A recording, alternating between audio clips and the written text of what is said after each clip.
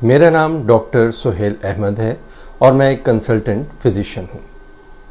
अगर आप एक रिटायर्ड लाइफ गुजार रहे हैं तो ये वीडियो आपके लिए है। दूसरे लोग भी ये वीडियो देख सकते हैं, ख़ास तौर पर वो नौजवान और बच्चे जो अपने घर में मौजूद बुज़ुर्गों को या रिटायर्ड अफराद को केयर देना चाहते हैं। लेकिन मेरे असल मुखातिब वो अफराद हैं जो दरअसल ख़ुद रिटायर्ड लाइफ गुजार रहे हैं। आज की वीडियो में आपको बताया जाएगा कि आप अपना ख्याल ख़ुद कैसे रख सकते हैं, आप अपनी ज़हनी, जज्बाती और जिस्मानी सेहत को किस तरह बरकरार रख सकते हैं। कहने को ये बहुत आसान सी बात लगती है, लेकिन अमूमन इस बात को नज़रअंदाज किया जाता है। अपना ख्याल रखने से आप कम से कम डिप्रेशन का शिकार नहीं होंगे, जो कि रिटायर्ड लोगों का एक बड़ा मसला है।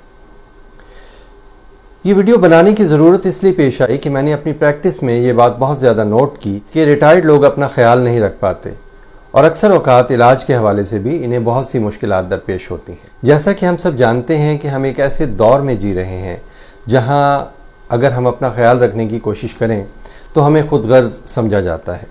हालांकि ये बात इंतहाई गलत है।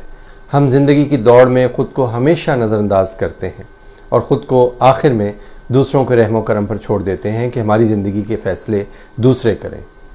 लेकिन अब आप रिटायर्ड हैं, आपने अपना ख्याल ख़ुद रखना है। आपके बच्चे आपका ख्याल रख सकते हैं, रखते होंगे, लेकिन कुछ बातें ऐसी हैं जिन पर सिर्फ आप अमल कर सकते हैं। सबसे पहले आप एक पुरसुकून जगह पर बैठकर अपना जायज़ा लीजिए। आप अपनी इन कमज़ोरियों पर नज़र डालें जिन्हें आपने इग्नोर किया, लेकिन आप इन्हें दुरुस्त कर सकते हैं, क्योंकि अब आप उम्र के इस हिस्से में हैं जहां पर हर गुजरने वाला दिन आपके लिए इंतहाई अहम है। आप अपनी ज़िंदगी का एक बड़ा हिस्सा गुजार चुके हैं, तालीम में, काम में, कारोबार में, नौकरी में, और अब आपको अपने आने वाले दिनों में अपना ख्याल रखना है। सबसे पहले अपना जायज़ा लेते हुए ये देखें कि क्या आप दुरुस्त अंदाज से सोचते हैं, आपकी याददाश्त कैसी है, क्या आप चीज़ों को दुरुस्त अंदाज से समझ सकते हैं। क्या आपको ये कहा जाता है अब्बा जी या अम्मी जी आपको ये बात समझ नहीं आ रही या आपको ये बात समझ नहीं आएगी। अगर इन बातों का जवाब हाँ में है तो उन्हें एक कागज़ पर लिख लें। अब अपनी सेहत का जायज़ा लें। क्या आपको शुगर, ब्लड प्रेशर, दिल की तकलीफ़, गुर्दे, मसाने या जोड़ों के मसाइल हैं, और क्या आप इन तमाम बीमारियों का इलाज मुस्तकिल तौर पर करवा रहे हैं।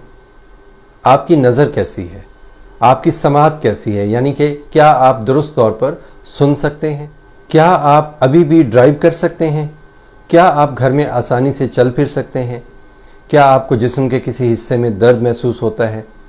ऐसी सूरत में आप क्या करते हैं, क्या पैदल चलते हैं या साइकिल चलाते हैं, आप कौन सी एक्सरसाइज करते हैं, आपकी जज्बाती कैफियत क्या है, क्या आप खुश रहते हैं, क्या आप मुतमईन रहते हैं, क्या आप उदास रहते हैं, क्या आप खौफ का शिकार हैं, क्या आप परेशान और अफसुर्दा रहते हैं, क्या आप पुरसुकून रहते हैं, क्या आप गुस्से में रहते हैं, क्या अपने आप को आप पुरजोश महसूस करते हैं, क्या आपकी कुछ कैफियत ऐसी हैं जिन पर आप खुद काबू नहीं पा सकते। क्या चीज़ आपको खुश करती है, आपकी मौजूदा ज़िंदगी में खुशी के लम्हात ज़्यादा हैं या परेशानी के। क्या आप अकेले रहते हैं, क्या आप अपने ख़ानदान के साथ हैं, क्या आप बच्चों और उनके बच्चों के साथ वक्त गुजारते हैं, क्या आपके दोस्त हैं और क्या आपके दोस्त आपके पास या फिर आप उनके पास जाते हैं, क्या आप घर के कामों में हिस्सा लेते हैं। और रिटायर्ड ख़वातीन से ये सवाल है कि क्या आप घर के कामों जैसे किचन वगैरह में दिलचस्पी लेती हैं।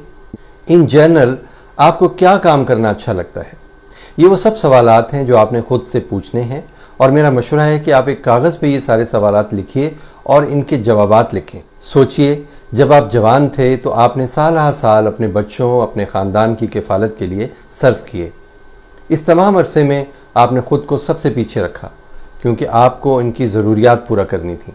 और ये बात दुरुस्त भी थी, क्योंकि हर वो शख्स जिसकी नौकरी थी, कारोबार था और उसका एक ख़ानदान था, उसे अपनी ज़िंदगी का हर लम्हा अपने ख़ानदान की बेहतरी के लिए सर्व करना होता है। लेकिन अब जबकि आप रिटायर हो चुके हैं, आपको अपने आप को वक्त देना है। आप एक ऐसे शख्स की तरह ना बने जो कि बदमिजाज और तन्हा है। रिटायरमेंट के बाद आप एक नई रूटीन के आदी हो जाएंगे, लेकिन आपको प्लान करना है। आपको कोई सफ़र करना है तो उसे सबके सामने बयान करें कि आप ये करने जा रहे हैं, ताकि आप अपने इस फैसले पर कायम हो जाएं। अगर आपने रोज़ाना पार्क में जाकर सैर का प्रोग्राम बनाया है तो इसका जिक्र सबके सामने करें। आप जो काम भी कर रहे हैं या करने जा रहे हैं इसके बारे में मुकम्मल तौर पर जानें। ये सोचें कि ये आप क्यों कर रहे हैं, इससे आपको कैसा लगेगा, इसके नताइज क्या होंगे। कहने का मतलब ये है कि एक अलर्ट माइंड के साथ जो भी करना है कीजिए। आप एक लिस्ट बना लें उन तमाम कामों की जो आप करना चाहते हैं, और एक लिस्ट आपको और बनानी है और इसका नाम है नो लिस्ट। जैसे कि आपने रात देर तक टीवी नहीं देखना, आपने उन तमाम पार्टीज़ और रिश्तेदारों की महफिलों में नहीं जाना जो आप पसंद नहीं करते या जिनसे आपका आराम डिस्टर्ब होता है। आप खाना खाते वक्त या दोपहर के बाद आराम करते वक्त फ़ोन नहीं सुनेंगे या फ़ोन को ऑफ रखेंगे। उन लोगों से नहीं मिलेंगे जिनकी वजह से आप बेसुकून होते हैं। तो अपनी नो लिस्ट बनाइए और इस नो लिस्ट को सख्ती से इम्प्लीमेंट कीजिए। आप अपनी पसंद की सब्ज़ी या फल खरीदें, लेकिन सेहत के असूलों को देखते हुए आप खाने पीने की दूसरी चीज़ें भी खरीद सकते हैं। आप मेवा जात खरीदें, अपनी अलमारी में रखें, इन्हें रोज़ाना थोड़ा थोड़ा करके खाते रहें। ये आपके लिए मुफीद है। खुराक के हवाले से डॉक्टर का मशवरा ज़रूर लें। आप अपने साथ पानी की एक बोतल ज़रूर रखें, पानी की कमी ना होने दें।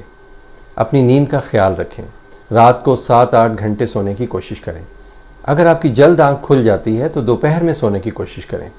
हल्की फुल्की वर्जिश, रोज़ाना 30 मिनट वॉक, चाहे वो 2 हिस्सों में ही क्यों ना हो, ज़रूर करें। इससे आपके सेरोटोनिन लेवल्स यानी खुश रहने के हार्मोन आपके जिस्म में खारिज होंगे। अपनी बीमारियों के लिए डॉक्टर को चेकअप करवाएं, दवा वक्त पर खाएं। दवा ख़त्म होने पर इस बात को इग्नोर ना करें कि जब मार्केट जाएंगे तो दवा ख़रीद लेंगे। दवा ख़त्म होने लगे तो दवा की नई डिबिया आपके पास आ जानी चाहिए। डॉक्टर ने जो रिविज़िट का आपको वक्त दिया है उस पर उसके पास ज़रूर जाएं। इबादत को भी वक्त दें। अपने प्यारों के साथ भरपूर वक्त गुजारने की कोशिश करें। नई चीज़ों और गैजेट्स से दूर ना भागें, बल्कि इन्हें सीखने की कोशिश करें। मिसाल के तौर पर अगर आपको एटीएम का इस्तेमाल बुरा लगता है और आप चेक बुक पसंद करते हैं तो फिर भी एटीएम का इस्तेमाल सीखने की कोशिश करें। मोबाइल फ़ोन की ऐप्स या मोबाइल फ़ोन पर नई चीज़ें सीखने की कोशिश करें। आर्टिकल्स पढ़ें, यूट्यूब पर वीडियोस देखें। इससे आपका जहन एक्टिव रहेगा और आप भूलने की बीमारी यानी अल्जाइमर का शिकार नहीं होंगे। टीवी पर अपना पसंदीदा ड्रामा या मूवी ज़रूर देखें। पुराने गीत सुनें, दोस्तों से मिलें, हंसने के मौके तलाश करें। टीवी पर मज़ाहिया शोज़ देखें।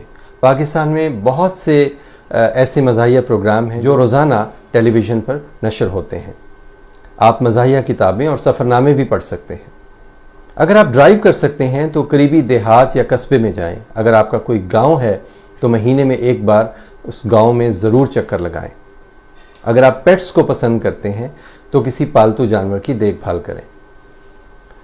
आप वर्जिश के बाद नीम गर्म पानी से शावर लें, खुशबू का इस्तेमाल करें। घर में एक कुर्सी पर बैठकर गर्म चाय या कॉफ़ी पिएं। कुछ वक्त इंटरनेट पर भी गुजारें। व्हाट्सएप और फेसबुक पर भी कुछ वक्त गुजारें। अच्छी वीडियोस और अच्छे आर्टिकल्स और अच्छे मैसेजेस आप अपने दोस्तों को और अपने फैमिली ग्रुप्स में शेयर कर सकते हैं। बच्चों से बातें करें। आप इन तमाम मसरूफियात से ये महसूस करेंगे कि आपका हर दिन पहले से ज़्यादा बेहतर और बामानी होता जा रहा है। याद रखिए, अपनी केयर करना गुनाह नहीं है। ये बात अपने दिल से निकाल दें। अगर आपके पास कुछ रकम है तो अपने कपड़ों और जूतों पर खर्च करें। अगर आप रिटायर्ड मर्द हैं तो अपनी बेगम पर खर्च करें, और अगर आप रिटायर्ड खातून हैं तो अपने शौहर को कपड़े या जूते या उनकी ज़रूरत की कोई चीज़ गिफ्ट करें। नित नए तफरीही मुकामात देखें। अगर आप अफोर्ड कर सकते हैं तो दुनिया के मुख्तलिफ शहरों को देखें। अपनी नज़र का ख्याल रखें। अच्छी क्वालिटी की ऐनक बनवाएं। दांतों का बर वक्त इलाज करवाएं। खुद का ख्याल रखने की एक बड़ी वजह यह भी है कि आप अगर खुद ठीक होंगे तो आप दूसरों का भी बेहतर ख्याल रख सकेंगे। दूसरे जिनके लिए आज तक आप जीते आए हैं, आप उनका भी बेहतर ख्याल रख सकेंगे। खुद का बेहतर तरीके से ख्याल रखने पर आपको दूसरों की तरफ नहीं देखना पड़ेगा। आपका एतमाद सलामत रहेगा और आप खुशी और सुकून से ज़िंदगी गुजारेंगे। अल्लाह ताला आपको अपनी हिफ्ज़-ओ-अमान में रखे। अपना बहुत ख्याल रखिएगा।